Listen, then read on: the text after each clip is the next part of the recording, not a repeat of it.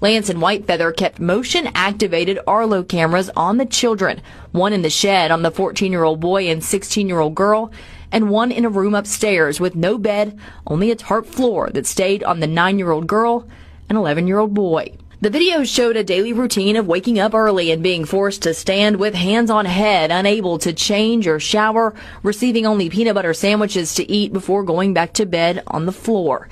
In the shed, the teens used a camper toilet, holding a sheet up for each other to shield the other from the camera.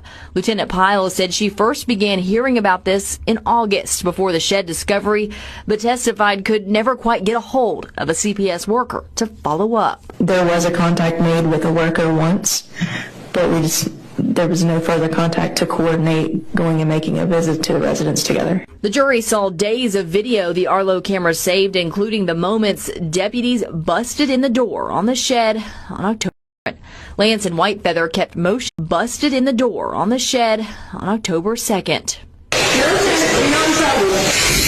You're okay. The children were turned over to Child Protective Services, and when Lance and Whitefeather got back with two of the children that night, they were later arrested. But that was just the beginning of their charges and the investigation. On Friday, the jury got an inside look at Whitefeather's cell phone. This included text messages between she and Lance where they referred to the kids as monkeys and pigs. Often Lance would describe physical punishment where he said he, quote, knocked one of them. We saw one text where Lance said, quote, somebody didn't say thank you, and his sandwiches disappeared. We also saw more video from Whitefeather's phone from their time in Washington that also showed yelling and physical abuse from Lance.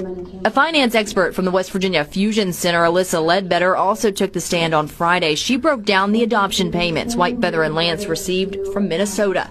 She said in total of what they analyzed from 2019 to 2023, the two received about $318,000 in adoption support payments, but she testified this didn't tell the whole story.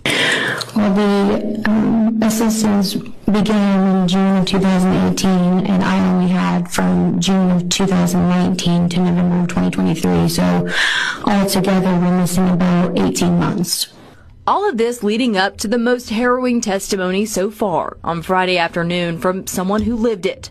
We were not allowed to film or record the victims who will testify in this case, but were in the room as the teen girl, now 18, but 16 at the time, shared what her life was like both in Washington State and in Sissonville.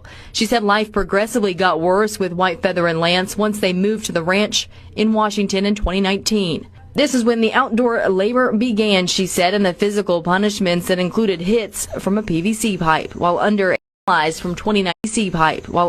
child services investigation there in Washington. Eventually they moved to Sissonville, but she did not know why. She talked about how CBS was called soon after they arrived in West Virginia, and she detailed a visit from a worker who stayed on the porch and talked to them through the screen door.